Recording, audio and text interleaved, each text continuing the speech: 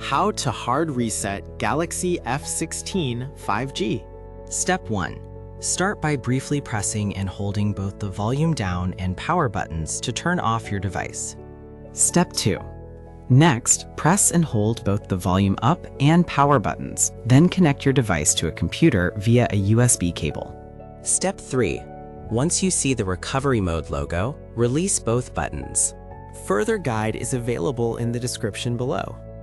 Since the remaining steps are technical and complex, we have detailed them in an external blog post. Make sure the device has at least 50% battery or remains connected to power during the hard reset. After the hard reset finishes, disconnect any cables and let the phone sit for 30 to 60 seconds before use. Open the link in the description to continue and finish the hard reset process.